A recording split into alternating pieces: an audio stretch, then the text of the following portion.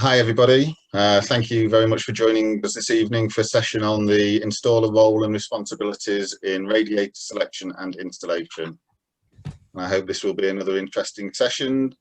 My name is Tim Sainty. I am the Membership Director of the CIPHE. I will shortly be shutting up and then be very much in the background here, running polls when required and assisting with the Q&A that follows. On the subject of which, the format tonight is going to be for a presentation for around half an hour, followed by plenty of opportunity for questions to be submitted and responded to by members of the panel. For this reason, you should see the chat and the Q&A feature open and available to you. On the CIPHE, we have National President Mel Gumbs and former President Paul Williams, who will pose some of the questions and also add the benefit of their on-the-job experience. Our speaker from the Manufacturers Association of Radiators and Convectors is Isaac Okipinti, Head of External Affairs, and we are also joined by representatives of some of their members, Alan Jones and Alex McDonald of Zender, and Andy Phillips of ERFAT. That's more than enough from me, and now over to you, Isaac. Thanks, Tim, and thanks everyone for dialing in today. It's good to see that so many people are interested in radiators. It's not always the most glamorous of subject areas. So, yes, thank you all for dialing in. My name is Isaac Okipinti. I work for MARC, we're a trade association for the radiator industry in the UK. And part of the reason really for today is to introduce a campaign that we're running with regards to radiator selection. But it's also really to kind of have a feel for questions that the trade might have and installers might have about radiators, about the industry, and maybe what we should be doing going forward. So this is who we are. So all members of MARC are either manufacturers or distributors of radiators. And as you can see, we've got a lovely list of the members below. MARC are part of a greater trade association, which is EUA. One of the sister trade associations is the Heating and Hot Water Industry Council that you might be aware of. So we do work across the kind of heating sector. So we're not just radiator focused, and my job is not just radiator focused, but for this particular association, it definitely is. So what do we do and why are people members of ours? So our primary role, and what used to be kind of the main role, was to try and promote the role of radiators, especially to government and to the wider trade.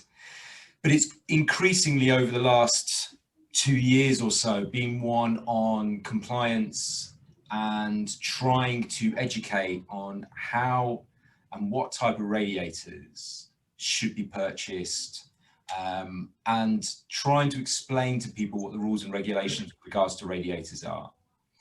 And as part of that, we want to, and we've been trying to in the last 18 months or so, engage with a wider range of bodies. And so I'm really grateful for the CIPHE today to have kind of hosted this meeting, because it's good to get in front of people that we wouldn't normally necessarily talk to. So really it's to try and engage across the wider industry, really. So, radiators. Now, I've not done a presentation with poll questions before, so if this all goes terribly badly, I'll just blame Tim. So there are a number of poll questions that we'd like to ask. So first off, really, I'd like to, if we could ask the first 4 poll questions, Tim, just to try and get a feel, really, for what information installers kind of know about. So this is the first one. And this is the standard that radiators should be tested to and therefore can be installed to. So if you could cast your, or answer the poll, that would be great. I will leave this running for sort of 10 seconds longer, Isaac. And then it's an awkward silence, isn't it? show everybody the results before we move on to the next one. Okay. I'm disappointed because I normally can't answer any questions in polls, but I know this one and I'm not allowed to. If you don't get 100 out of 100, Andy, it's going to be disappointing. I'm going to call this one to a halt now and share the results for everybody. Interesting. And there you go. Yeah. 23%, pat on the back. But yeah, absolutely, that doesn't surprise me at all. And, you know, we'll definitely go on to that as we go. Okay, can we go for the next poll? We can.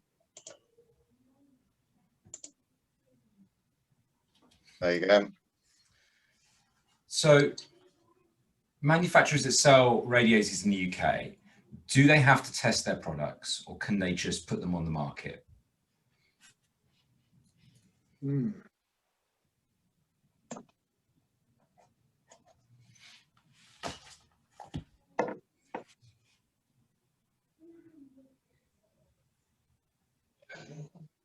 Okay. I'll give that 5 more seconds. And here you go. Yeah, fairly even split, but yes, they must be third-party tested. I'll be able to share these out to the event as well, anonymous of course, but the results will be. Yeah, it'd be really good. And the third one? Got two questions on labelling coming up. Everyone's favourite subject area. So what label should accompany a radiator is the one that I'd like to ask.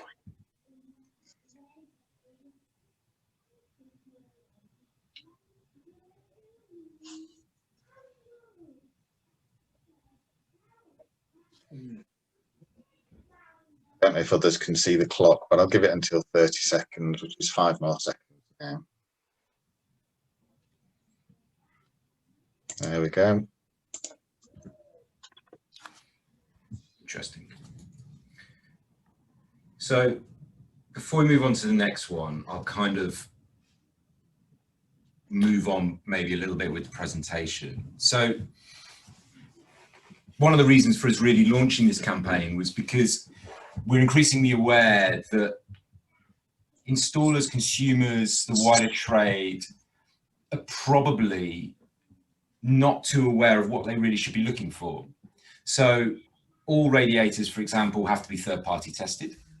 All radiators need to have a CE mark on them. The other labels are kind of optional. There is no energy label for a radiator, and they should be tested to EN442. And so this is really the crux of the issue, and the thing that we kind of at MARC are really quite concerned with at the moment. So we have this wonderful system set up. We've got these test standards, we've got CE marking, etc. But we believe, and we think it's pretty commonplace now, that there's an issue with overstating heat outputs on radiators and towel rails. So in 2013, the UK adopted the Construction Product Regulation. So it's a fairly dull piece of legislation, but what it did mean is that for all heat emitters in hydronic systems had to be third-party tested to EN442. And that's been the law since 2013. But we're aware that a number of manufacturers are putting product onto the market into the UK, which doesn't comply with the Construction Product Regulation. They will be quite often overstating the heat output of those radiators. And for the consumer and to installers, there's probably a little awareness of who's doing the right thing, who's doing the wrong thing, what can I trust, what can't I trust. And the problem, it seems, you know, on the surface of it, it's just a radiator. It's just going on the wall and it'll just push some heat out. But the problem is the design of the heating system, as I'm sure you're all aware, relies on accurate heat output from the radiators. If it's not correct, then it could either take the house longer to heat up, so using more energy. It could reduce the kind of lifespan of the boiler itself, which we obviously don't want. It could mean that boilers themselves aren't condensing.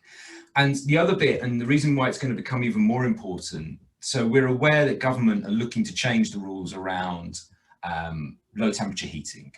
So from around about 2022, maybe 2023, the government are going to change the law. So all new heating systems installed are going to have to be low temperature heating systems. And that means a mean water temperature of 50 degrees.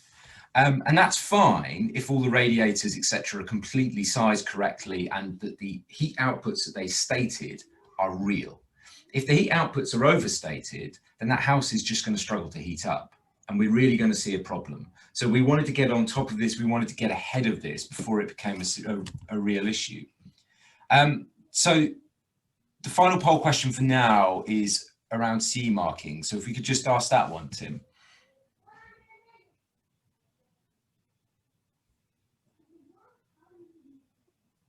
And this one kind of goes on to a further complication, really.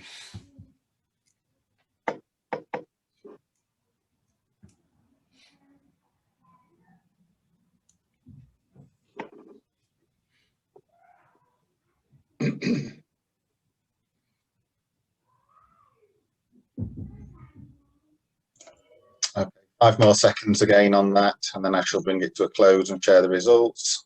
Thanks, Tim.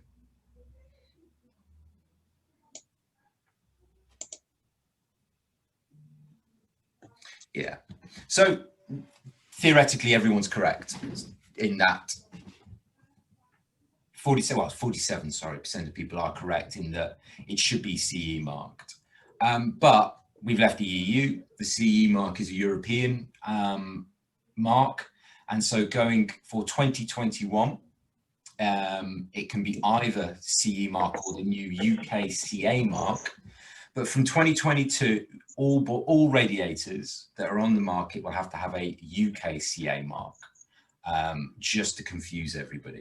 So that's going to be a major change in the marketplace that's going to come about as of next year. Now, with all these things, there's going to be a bedding in period. So it's not going to happen overnight. It's not going to be from January, you're suddenly not going to see CE marking and just UK CA marking. But it is a process. And again, it's one we want installers to be aware of and heating engineers to be aware of, because we don't want people to take advantage really of those, of the confusion potentially. So what is this whole UKCA, CE and all the rest of it? So as I said before, we entered into the construction product regulation from 2013. The regulation was set in 2011. And what it requires is that all manufacturers have to have a declaration of performance for their products, tested to EN 442 and tested in an accredited test laboratory. And so all radiators should have this declaration of performance. And it should be available on request. So it could either be within the packaging, it can be on the website, and it should demonstrate the kind of the heat outputs, but it should also demonstrate who has done the test work. And that's critical really, because that's how we know whether it's something which is going to be legitimate going forward. Now at the moment for 2021, these are the test laboratories that all radiators can be tested at. If it's not tested at one of these, then it's not actually allowed to be sold in the UK. From 2022, in some ways it gets a lot simpler. From 2022, actually it's only Bisria, the top one in the United Kingdom, that will be able to test radiators. So from 2022, if you start to see product on the market that hasn't been tested by Bisria, and like I say, that's going to take some time, but then it's not actually a legal UK product. And the reason why it's important is because the law as it states designates that the person who sells that product on is responsible for ensuring that it complies with the law. So it's not just the manufacturer that has to ensure that it complies. The heating engineer does, the builder's merchant, or whoever supplied it does. Now, if the consumer's gone direct and bought it from a merchant, or they bought it from Screwfix, etc., then it's Screwfix's responsibility to ensure. But if they bought it from you, so an engineer's physically sold it to a consumer, theoretically, you are the reseller of that radiator and you should have to ensure that it conforms. If it were ever taken to trading standards, because the consumer found that it didn't actually comply with the correct regulations, then there is, and obviously this is the most extreme scenario, an unlimited fine and jail sentence. Now, let's be honest, it's very unlikely someone's going to prison for for radiators, but there is a possibility of a fine, and we don't really, you know, and I suspect if a heating engineer does it, it would be a complete accident, because they are taking on trust what is on a manufacturer's literature. So one of the reasons for MARC, and one of the reasons why we're out here talking to engineers and the trade, is because and I think the poll questions kind of show this, there's a kind of awareness, but probably a lack of absolute awareness of what we should be doing. And we think as a wider industry, this is something that we can probably start to tackle together. So all MARC members have provided to us a list of all their products and their declarations of performance. So to be a MARC member, you have to have provided that information to us. So what we're trying to say to the trade, look, if you use a MARC member, we are pretty darn confident that they are following the rules. Now, that's not to say that non-MARC members aren't either, but you should be asking them certain questions. And what we've also done is we've gone into a partnership with Trading Standards, because the problem with this regulation is policed by Trading Standards. And Trading Standards is local to every area. So Newcastle will have their own one, Southampton will have a Trading Standards. And if somebody has an issue with radiators in Newcastle, they might not know what exactly they have to do. You'd be amazed, but that is what happens. And same in Southampton. So we've got in a partnership with Hertfordshire Trading Standards, and on their kind of, and this is a simplified terminology, but on their kind of intranet, if there's an issue with regards to radiators raised in Newcastle, they know now to go to Hertfordshire to ask the questions, and Hertfordshire will work with us in trying to resolve those issues. And we've also got a pretty good relationship with BISRIA, and going forward, BISRIA are going to be the only test facility to have products tested and certified. So in some ways that will make it easier. But again, we have to ensure that everybody in the industry is aware of that. I will answer, sorry, Rob, I will come around to your question in a second. I'll just quickly finish on these, really. So the campaign is "You Are What You Heat," and we're saying, look for members of MARC for the reasons that I've spelt out, really. And because we have been doing that checking, like I say, non-members of MARC, I'm sure that the vast majority are trying to follow the rules. But I would say that it's on heating engineers to ask them, when you're buying a radiator from them, ask them to see their certificate of declaration of performance. Ask them who they had it tested with. Try and get to the bottom of whether, and if they don't know the answers to it, and this is the problem, I've spoken to a number of kind of third-party suppliers, and they'll say, it's not my responsibility, it's responsibility of the manufacturer. So I appreciate it is difficult, but we want to kind of start to raise these issues so people start to try and understand what's going on. And we're kind of branching this one out. So if you want to receive a a leaflet, and kind of explaining all these in more details, maybe that's something I can talk to Tim about, supplying to people who've dialed in. But again, if you want one, please do let me know. We're also using our social media. In COVID times, it's a bit tricky. Normally we would probably try and go along to the kind of trade counters and do things on that basis. But it's difficult at the moment when it's that kind of thing's being prevented to happen. So the final section, so the final 5 minutes really that I wanted to also kind of talk about, and I know that this is an issue which I'm sure Rob Berridge will probably have a few thoughts on, and that's heat loss. So if we can have the final poll question.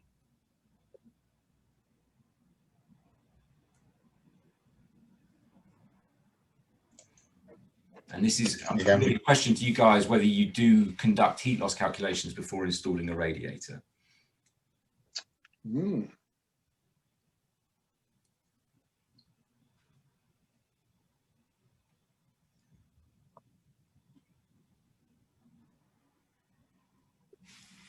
Okay, I'll give that a few more seconds. Good level of responses there, so I shall stop that one now. Thank you. Ah, that's There excellent. you go. 61%. Fantastic. Yeah, and that's really positive. So the reason I kind of raise that, and it's not really necessarily to oversell this, but it's more kind of heat loss in general, really, heat loss calculating. So we've launched a tool to try and help people understand and choose the kind of right size radiator. There are lots of tools out there in the marketplace. And so I'm not suggesting for a moment that everyone should go away and use this one, but if you do need a tool for doing it, or you kind of would like to explain to consumers the reason for doing it, that be, you know, we think this is something that is very important out in the industry. And I know a lot of heating engineers are increasingly aware of the need to run proper heat loss calculations on this. And it kind of comes down to, so I was in a conversation earlier this week with Paul Williams, and there was an anecdote that he kind of said he uses with regards to consumers and to his customers about, you know, you wouldn't, if your engine goes in your car, you wouldn't just replace the engine side of it. And realistically, it's similar with radiators. You know, if you've got a 3-litre 4x4, you wouldn't suddenly go and stick a 1-litre engine in and expect it to perform in the same manner. And I think part of the problem, and this is kind of I appreciate it's probably really difficult, and it'd be great to hear from installers really. My expectation is consumers just want a radiator to go on the same wall in the same space where it was before. And so it is difficult to try and explain to consumers, actually, you know, the radiator you chose 25 years ago, 30 years ago in your property, it's really not up to spec anymore. And it's something which needs to be addressed. And I think this kind of goes to the wider heart of it. And one of the other pieces of work we're engaged in, which is kind of all linked around heat loss and heating systems, etc., is that consumers probably have an unrealistic expectation of heating systems and of what should happen when things go wrong. And the problem is we're very good at changing gas boilers in this country. You know, we're one of the biggest selling markets in the world for gas boilers. But when it comes to the rest of the heating system, that often gets left to one side. And this is going to be an increasing problem as the government tries to restrict the heat temperatures, heat losses, and all those kind of things. Suddenly, the greater heating system is going to come into focus. And we have to try and explain to consumers and find tools as to why they actually need to pay attention to that. Why do they need to replace the 30-year-old radiator they've had forever? You know, they might just say, well, yeah, but it heats up okay. My house gets hot. What do I, I don't mind. And it's trying to find ways, and again, it'd be great to have input on this. It's trying to find what is it and how is it and how can we kind of get across that. And I think first step on that kind of journey is heat loss calculations. And as I say, that's one of the reasons why we've kind of put that out there. But like I say, there are a number of heat loss calculators and probably ones which are a bit more detailed out there. So that's my 25 minutes, as it were, on radiators. As I say, we're kind of trying to broaden this campaign out. And the key message really we want you to take away is that look into the radiator you're buying. Are they a MARC member? And if they're not a MARC member, are you confident that they've tested that product properly? Do they have a declaration of performance? Who did they get it tested with? Did they get it tested in China? If so, it's not going to be valid for sale in the UK. It's those kind of questions that we'd like people to start answering, really. And before I kind of pass on to questions, I just wondered the other MARC members who are on this call at the moment, whether there's anything additional they wanted to add to that, really, given that they're kind of every day out there kind of in radiator world, really.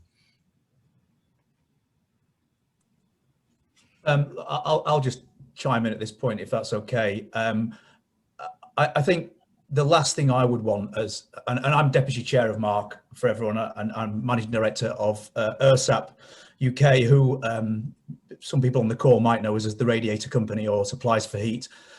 This is absolutely not about us suggesting that installers are doing something wrong. It's a much wider issue than that. It's probably more prevalent in the decorative radiator side of the market, you're talking column radiators and so on, than it is necessarily in the panel radiator side of the market in terms of a problem. And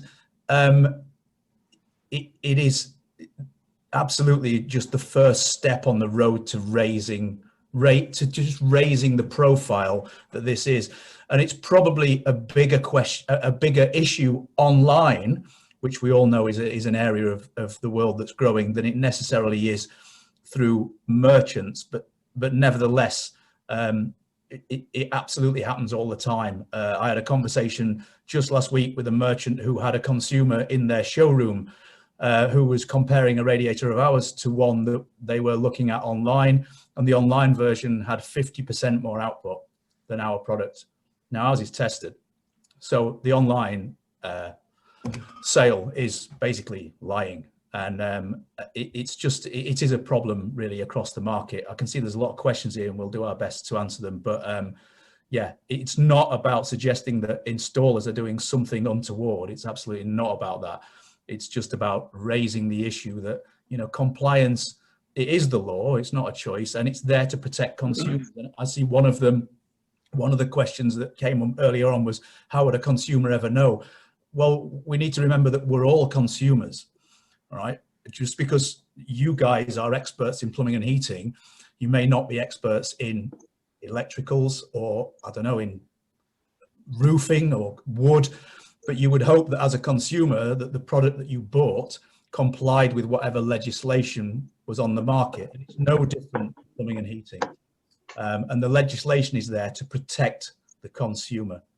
And kind of, that's my 2 pence really. So I'll shut up now and go back and probably go back to my red wine. Thank you.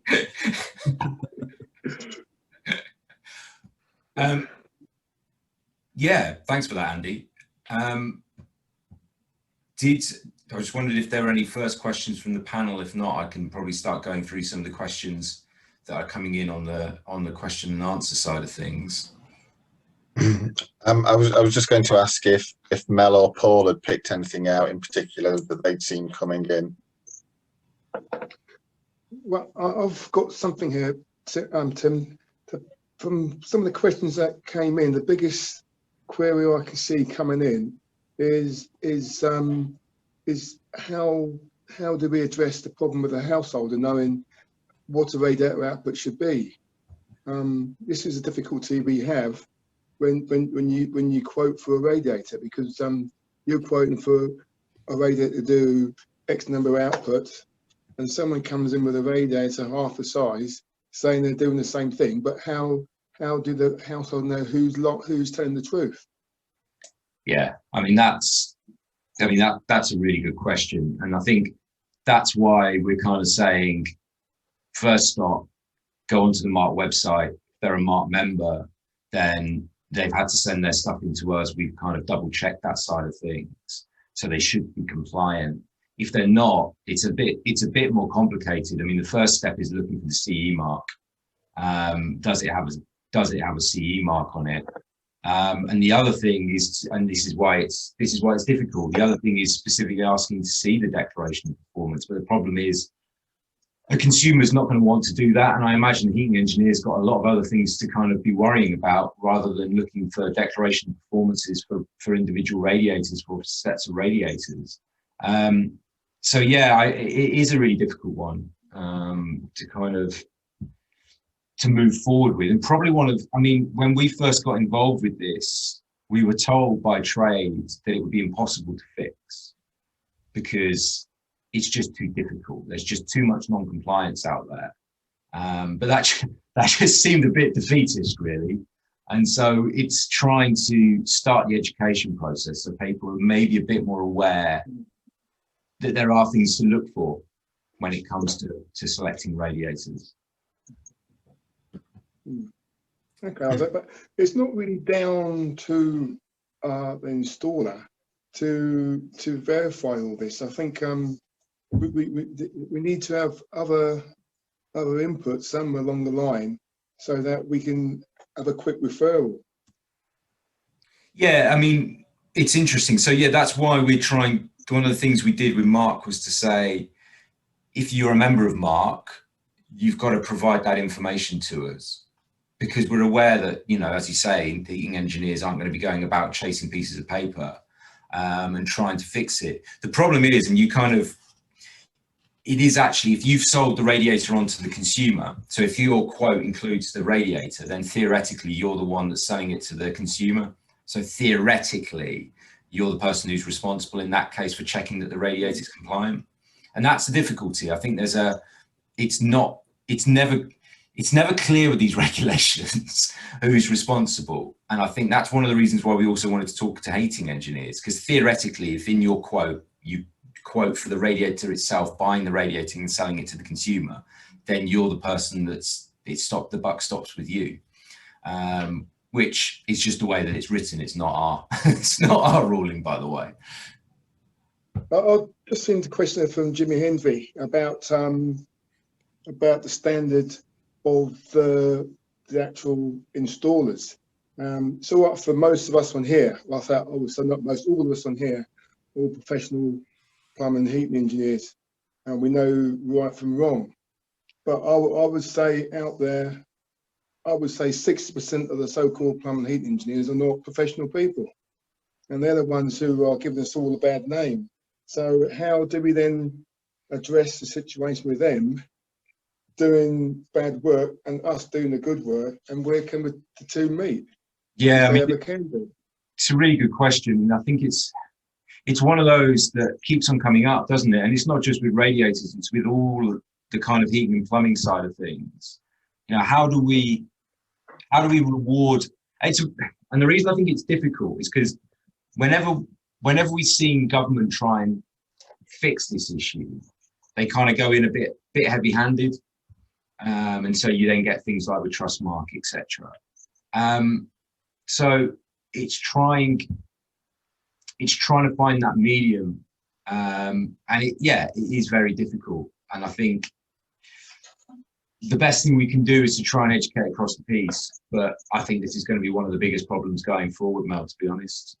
And I think it's something which we're going to have to try and address. There's no easy answers, I don't think, on that one. Couple of questions, Lisa. Yeah. Where can we get a list of the radiators and the manufacturers? Is it on the MARC website? Yeah. As an installer now, do we need to go onto the MARC website before we buy a product to make sure it's compliant? I've got to be careful how I word it, but if you go onto the website, you will see a list of companies that have sent that information in to us. So we're confident that those companies are compliant. Non-member, pardon, sorry? You're confident? I'm confident. Yeah, because the problem is, you know, it's always one of those difficult areas, isn't it? You know, you've got to be slightly aware of the legality, you know, making absolute statements on everything. But yeah, no, we are very confident that the products on MARC members are compliant. The other questions, what happens on, picking up on just a few of them now, okay? Existing radiators, how do we know on the spec of them, where's the best to advise the installers to look for that? Do they meet a standard? And what happens when the consumer supplies a radiator? What's the legalities of the installer's point of view on this now? Do we wipe our hands? Great example is towel radiators, okay? And how do we know that they are specified, as was mentioned previously with the guy, that they do if a design is being bought into a Delta Tier 50 and the towel rad is not up to that standard, where's the legalities from an installer's point of view? That's some things I'm picking up on at the moment. Yeah, so I mean that's a good question. I mean on the latter point, that's down to the person who supplied it to the consumer. So it's the person who's physically sold it to the consumer in that circumstance. So they would be responsible on that one. And that's why we're also, you know, we're not just talking to heating engineers, but we're also trying to talk to the trade in more general to try and explain that they've also got a responsibility. If they're selling this product onto people, they've got to ensure that it complies. In that situation, yeah, I mean, the installer could maybe ask some questions, but theoretically they've not sold it to the consumer, so they're not liable in that one particular case. With regards to existing radiators, I think the question, I wasn't entirely clear what the question with regards to existing radiators is, to be honest. I think it's the replacing an existing radiator, Isaac, when the consumer is just simply asking for a like-for-like radiator. Yeah. Yeah, in which case the like-for-like radiator would have to comply with the legislation. And I'm assuming by like-for-like you're talking about size of radiator. You would have to go through the normal process of checking, you know, doing a heat loss calculation and making sure that it's giving adequate output to the room, and that the radiator is in fact compliant to the legislation. Can I pick up on a couple of points that have been raised as well? Is that all right, Paul? Yeah, carry on. So the heat loss calculator, there's a couple of questions on the heat loss calculator, which the MARC heat loss calculator is our combined first stab, as it were, at a heat loss calculator. It's good for what it does. It doesn't go to the ends of the earth, right? So if you're, and as a lot of people on this call are, a proper heating engineer, you could probably pick holes in it, all right, in terms of it does a decent job, but it doesn't go to the ends of the earth and start analyzing, you know, the structure of the walls or insulation and that side of it. So it's a good enough job, but it's not, if you're a proper heating engineer, you could probably pick holes in as much as, well, it's not asking all of the questions that you should ask. With regards to delta T, showing their outputs at a lower delta T, by law, as a manufacturer, you have to show your delta T at delta T 50. There is a correction that you can, a calculation you can make for lower delta Ts, and in fact, quite a lot of websites will show delta Ts at delta T 50, but also at delta T 40 and 30 and 20. But we could certainly help. MARC as an organisation could help with that that correction factor. And the one other question I wanted to cover was from Simon Copeland, who said, would you assume that a national plumbing merchants company, i.e. Graham's, Plumb Centre, etc., make sure that they only approve stock approved CE products? In general now, actually, yes. So we've tried to do a lot of work with the big big merchants, and the colleague of mine that's on the line as well, Alan Jones from Zender, you know, we're competitors, but we were seen from the same hymn sheet because both our companies are large European manufacturers of products, and we spend a lot of time talking to these national merchants, and we always raise this issue with those guys. So in general, the answer to that question is yes, because it has, the EN 442 regulations has been more and more on their agenda as we've gone forward through the last couple of years. So, you know, you can probably assume that, but it goes back to what Isaac said.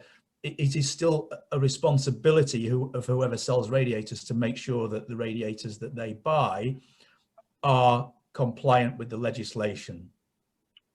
And there's some interesting questions. I am aware that when we're doing an event like this, we are to a degree preaching to the converted, because you guys are professional plumbing and heating engineers, and there's one of the issues we have across the market is the prevalence of so-called installers who are not necessarily qualified. The question about European test houses being no longer permissible and why is one to ask the British government, and there's complicated issues rather somewhat for all of us guys that produce radiators, but that's basically linked to Brexit, I'm afraid. So hopefully that's answered a few of those questions, and I know Isaac will try and answer as many as he possibly can. Hope that's okay. Yeah. Yeah, thanks, Andy. I was just going to add to that. It's Alan from Zender. Just to confirm, this is really an education path that we're going down. We're spending a lot of time with the big national merchants, with the DIY chains. a number of buying consortiums in the UK as well. So it is an education program we're going down, and you know, people are listening more and more and understanding more and more.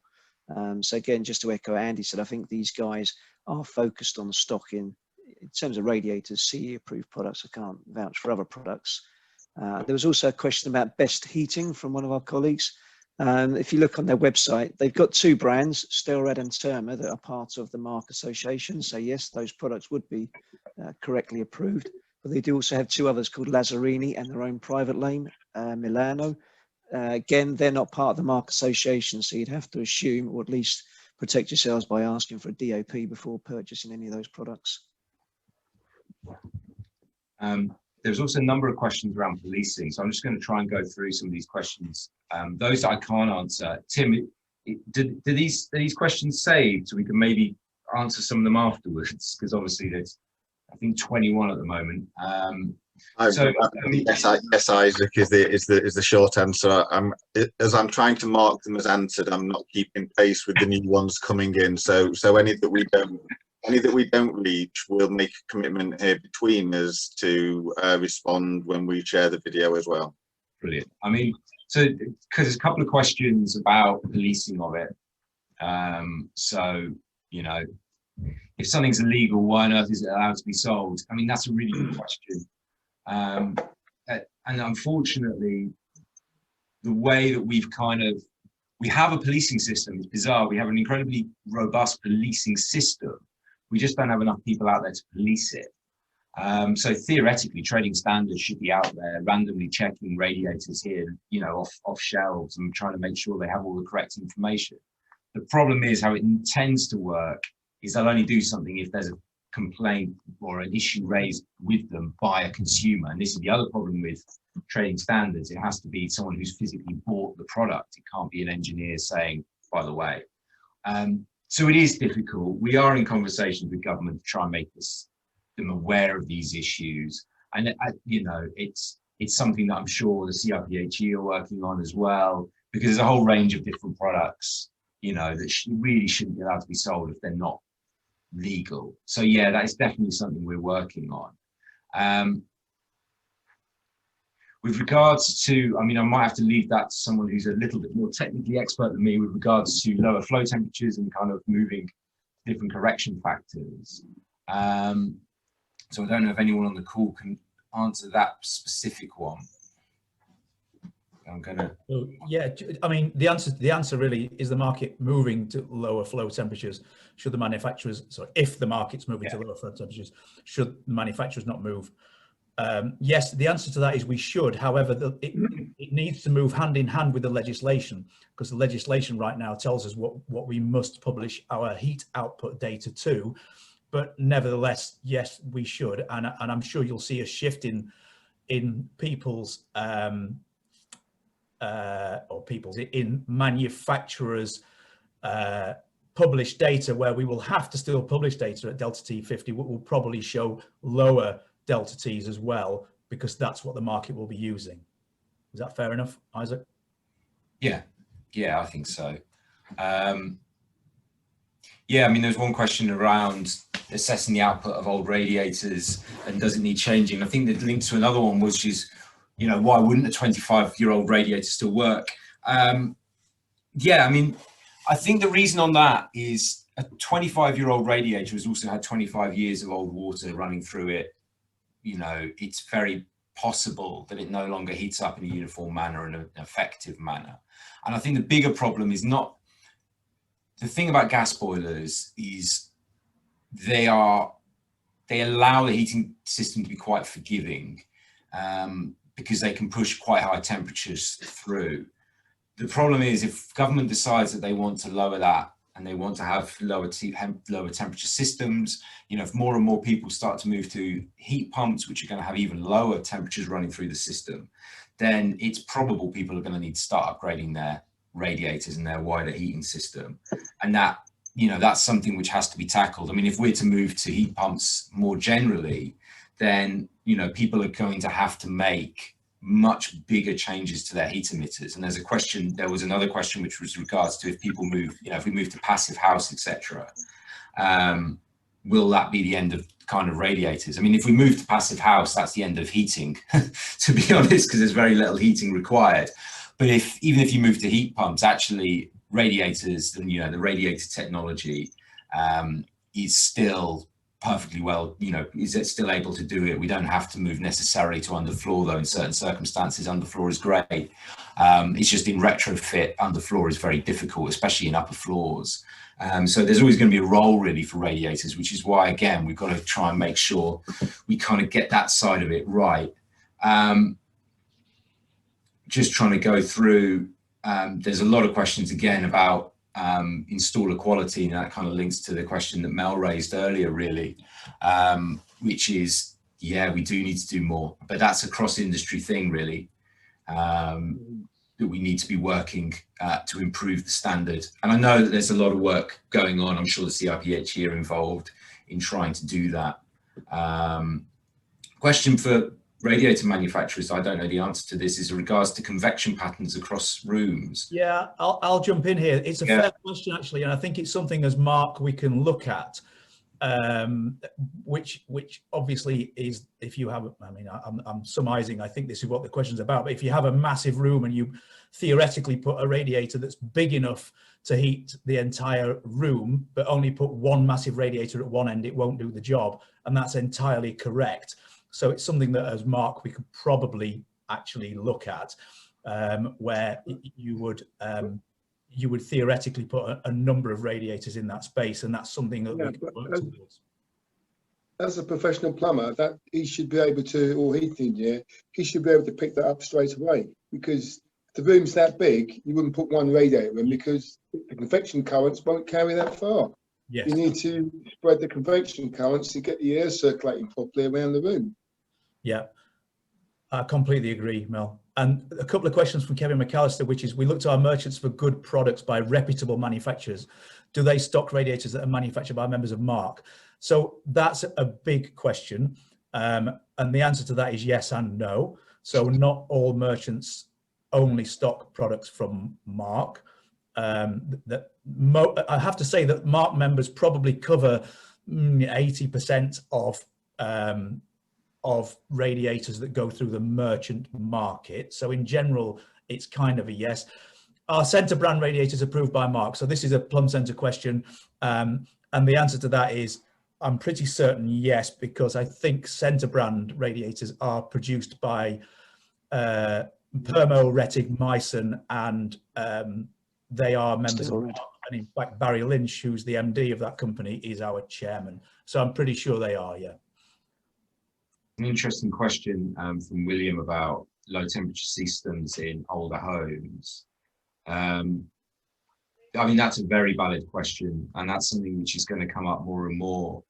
And we're aware there's a lot of kind of test work going on at the moment to see how systems perform in kind of older solid wall properties. So that is something which is, it's a live issue, really. And you're right. I think, the question was saying, isn't expense going to put the customer off?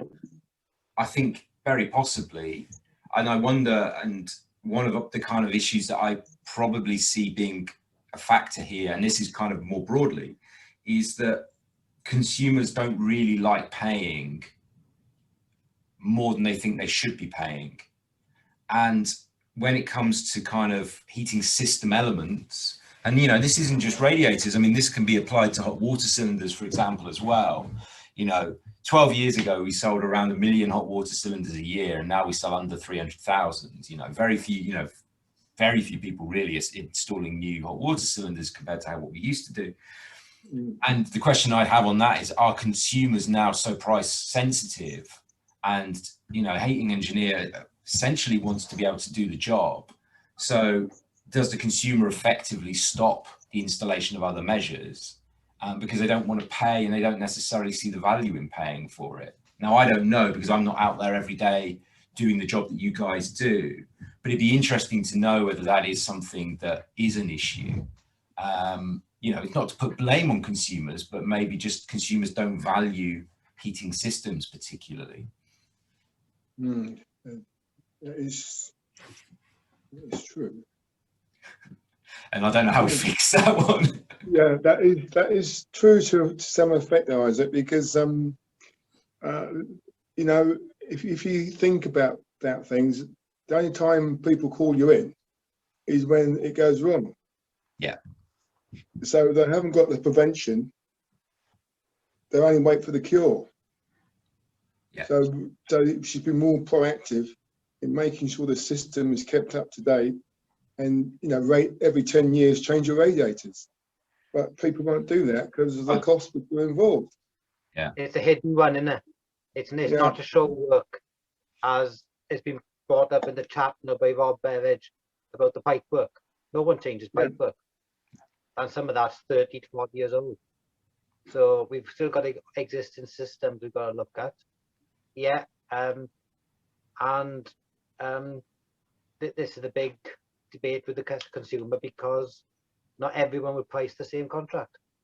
And at the end of the day, we won't fight them for the same type of boiler change, if that makes any sense. yeah.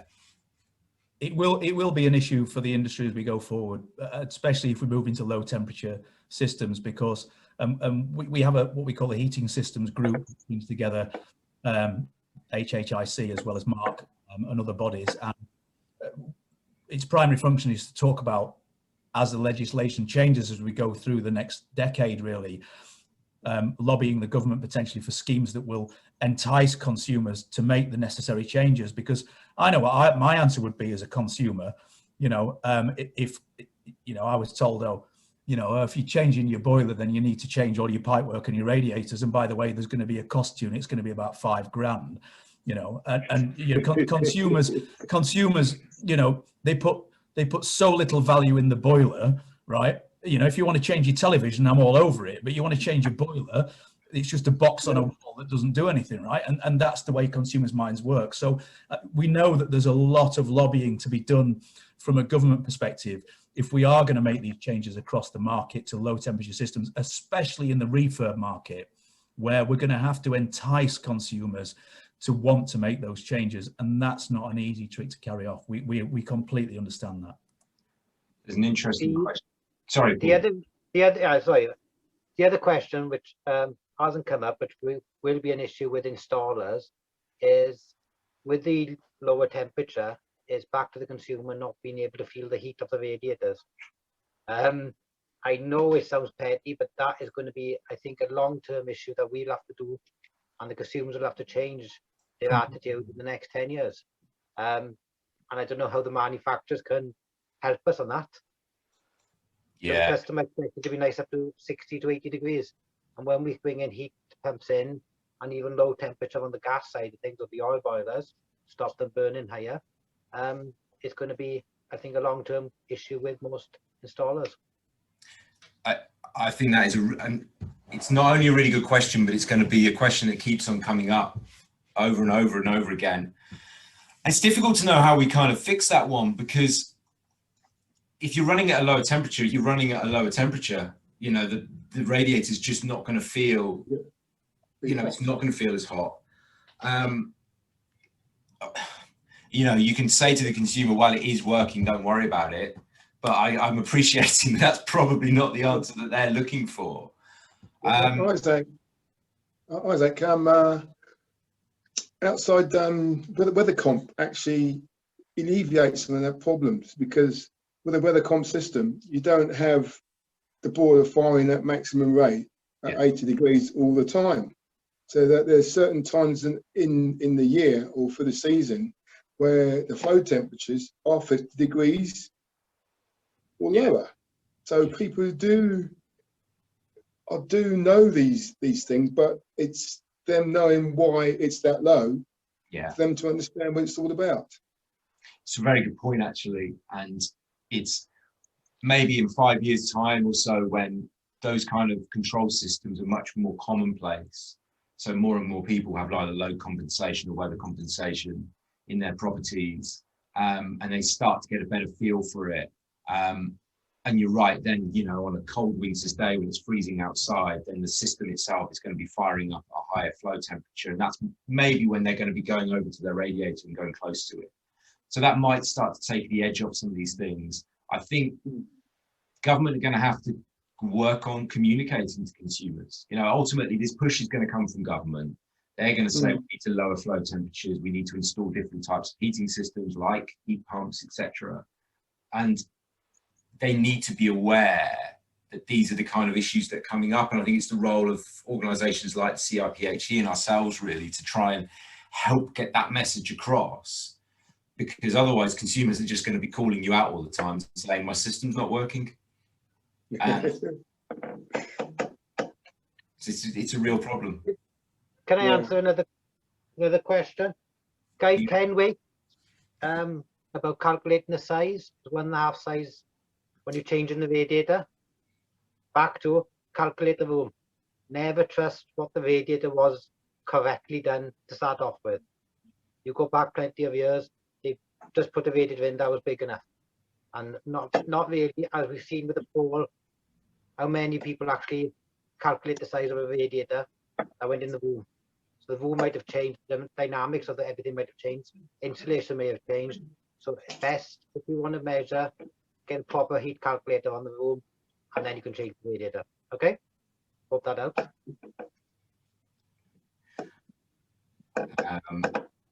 Sorry, I'm just quickly looking through. Yes, we've answered with regards to low temperature. Yeah, I mean, there's this issue coming up again with regards to older non-insulated properties. Absolutely, that's going to be an issue going forward, and also different types of heating systems like heat networks, etc. How they, you know, how is all that going to play in? And that's something, to be honest, until they become more prevalent, it's going to be hard to know. There's a question with regards to flushing and inhibitors, etc. Radiators not needing changing as much. That's probably, I mean, that'd be interesting to see the kind of lifespan. I think the one bit that kind of plays into that, however, is if the properties of the house change, you know, will you then need to change radiators, etc. You know, if the property then sticks a load of insulation on and their heat, you know, heat demand changes and things like that, which is why it's never straightforward, I think. There was an interesting question with regards to the future on lower temperatures from Thomas, and talking about, you know, how do we communicate that better? I think really kind of summarising the question a little bit, especially with heat networks. I think that's a really good point, and that's something, you know, we're operating kind of still in the, you know, the gas boiler temperature systems. But as things start to change, I think it is incumbent on us as the radiator industry also to probably look at ways of better getting that message across. You know, these radiators are sized, you know, for lower temperature heating, etc., etc. So yeah, I take that point on. Actually, I think that is something that the industry needs to have a think about, and how we kind of how we do that. There's a question about vertical designer radiators. I didn't know whether Alan or Andy maybe wanted to have a quick look at that, but regarding to not reaching outputs to heat rooms, etc., whether there's more education we can do on that. Yeah, sure. I mean, I think from my perspective, look, you know, we sell vertical designer type radiators, and we sell them in various heights and widths. You know, I've got vertical designer type radiators in my you know, sort of 6 metre by 6 metre family type area kitchen. I've got 2 of them, one at either side, and they heat perfectly well. They're aluminium as it happens. You can get various other things. I think you can find vertical radiators that do the job, as long as you've done the heat loss calculation and that the, you know, that the radiators are compliant with legislation and therefore are giving the heat that you require. So, yeah. Yeah, and just to add to that, on the vertical radiators, you know, there's various options. We can do single panels, double panels, panels with fins. If you take multi-columns, you can go up to 6 columns deep. So there's plenty of opportunities to get the output you need on vertical radiators. There was also a question with regards to thickness of radiators. My belief is that that's covered in the test standard. But I just wanted to double check with Andy and Alan before I said that, whether that's something that maybe they know about, you know, testing under high pressures, etc. Yeah, sorry, I haven't. I'm trying to flick through the questions as fast as I can, and I haven't seen it. So, if it's the question of thickness of material, then yeah, as part of EM 442, the radiators are tested to a pressure and you know, sort of being fit for purpose. There is a little bit of stuff that goes of comment that goes on in the market, especially around decorative radiators, to what with regards to thickness of material. It's a little bit of a red herring, to be honest with you. Any issues that you'll get tend to be around joints and the sort of thinner areas, shall we say, around the welds of where radiators are joined to collectors and things like that. But thickness of radiator isn't really something that I would see as an issue across the market.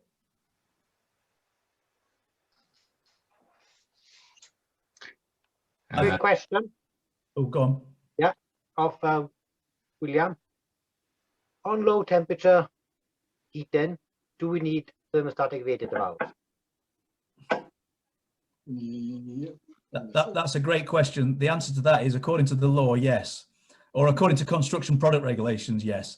Now, I think quite genuinely, as things develop, and bear in mind that this is a relatively new initiative by the government, and this is the other thing that, you know, this is not being driven by any form of boiler or radiator manufacturer. Yeah, this is being driven by the government. I think you'll see regulations catch up with policy, but right now, you know, TRVs being fitted to radiators are actually part of construction regulations, which therefore means that it's law. So right now the answer is yes. What it will be in the future, that's open for debate. Even on heat pumps? Well, if you fit in radiators, yes. Okay. Yeah, no, you're right. I mean, they're going to change the rules on that one as well on next year, so that every system has to have TRVs installed, mandatory. But it's a good question with regards to lower temperatures. You know, will you need to kind of adjust it? Yeah, that will be an interesting one. But at the moment, yeah, as Andy said, that's the government have decided on that one. There was a question on cast iron rads. You can still buy cast iron rads. Cast iron rads still comply with the regulations, etc.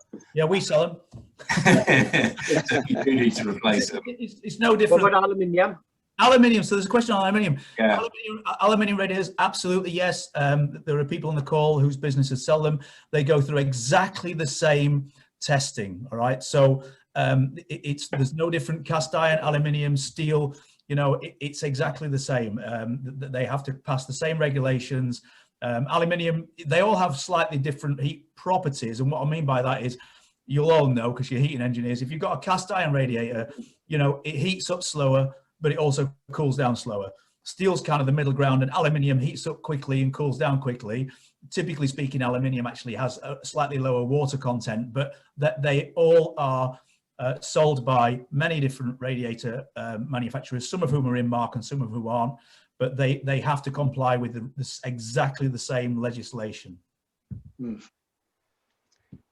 Isaac, yes. it's Tim here. I'm mindful that we've ticked past the time that we said we would hold people here for this evening.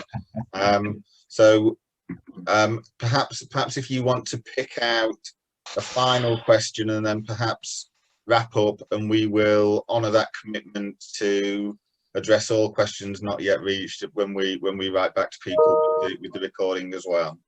Yeah, no, that's fine by me. I mean, there's some really good questions. There was one that I did want to answer, which was about changing it every 10 years if it's a well installed system and well maintained. Yeah, I mean, to be honest, if it's a well installed system, well maintained, then the radiation pipe work won't need changing.